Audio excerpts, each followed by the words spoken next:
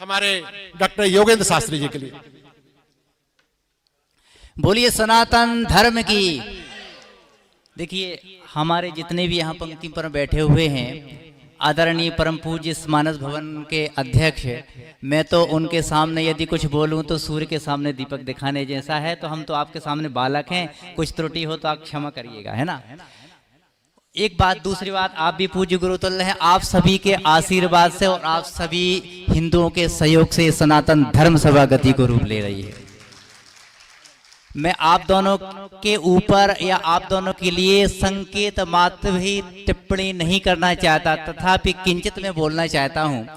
पुराण प्रक्षेप में, पंडित पछाड़ में हजारों ऐसी पुस्तक हैं जिनमें मिलावटों का संदेश दिया गया है। श्रीमद् वाल्मीकि रामायण में, बिल्कुल मैं आपकी बात का समर्थन करता हूँ, श्रीमद् वाल्मीकि रामायण में भगवती अम्बा, पराम्बा, दिव्यम्बा सीता जी जब गंगा मैया को पार कर रही हैं तो उस समय वह एक श्लोक बोलती हैं। ये बहुत मिलावट की गई है हमारे धर्मशास्त्रों में, इसे अलग करना पड़ेगा। इस बात का मैं समर्थन करता हूँ आदरणीय शर्मा जी की।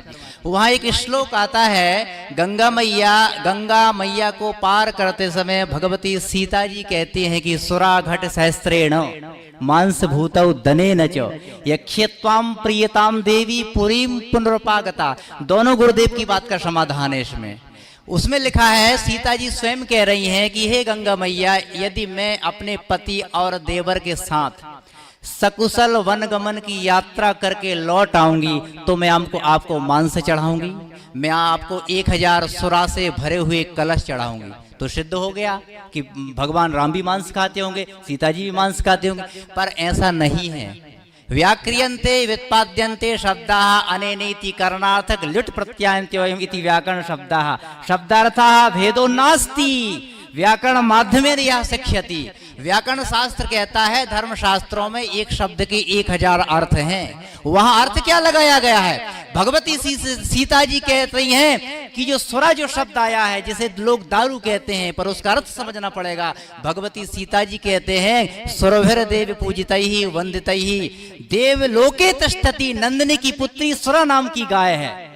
उस नंदिनी की पुत्री जो सुरा नाम की गाय है, उस सुरा नाम की गाय के जो स्तन है उनसे भरे हुए दूध का 1000 कलश गंगा मैया में आप में अर्पण करूंगी।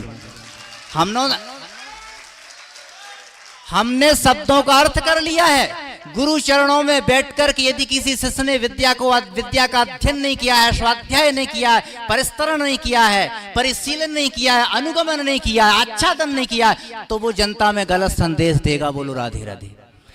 अब आती मांस की बात। मांस के 25,000 पर्यायवाची मेरे पास शब्द हैं। आप लघु सिद्धांत कौमुदी में देख लीजिए, शैसिक प्रकरण में देख लीजिए और भ्वादी प्रकरण में आप देख लीजिए। श्रीमद् वाल्मीकि रामायण में श्रीमद् वाल्मीकि ऋषि के थोड़ा नोट आप देख लीजिए। और दूसरी बात मैं आपको एक बता देता हूँ, मांस उड़द को भी कहते हैं, मांस वस्त्र को भी कहते हैं, मांस पुरुष को भी कहते हैं, मांस घोड़े को भी कहते हैं। और श्रीमद् वाल्मीकि रामायण में उत्पत्ति लिखी हुई है, उदकोचे फलेषु छिलकेषु चा।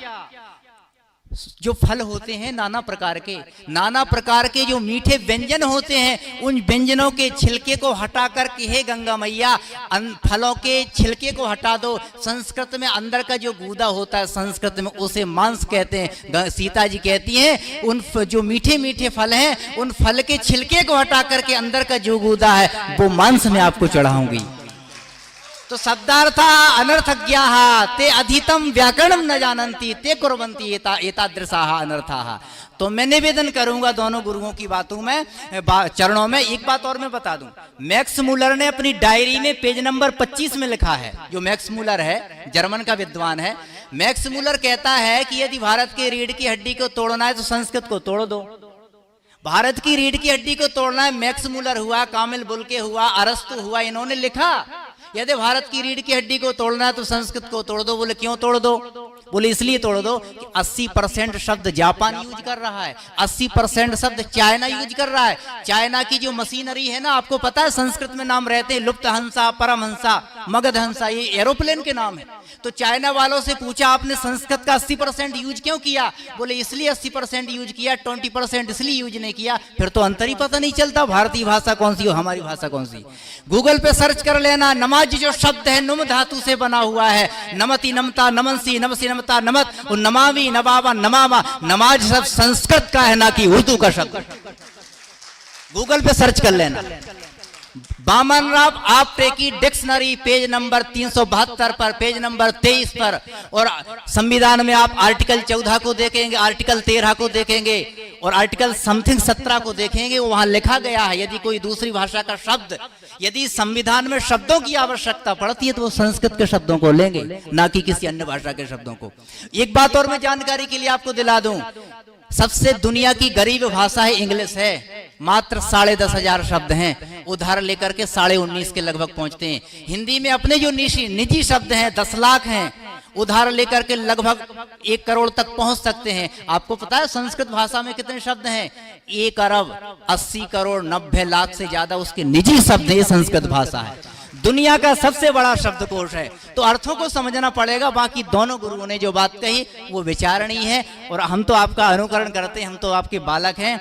अब इन्हीं शब्दों के साथ मैं वाणी को विराम करूंगा। उसके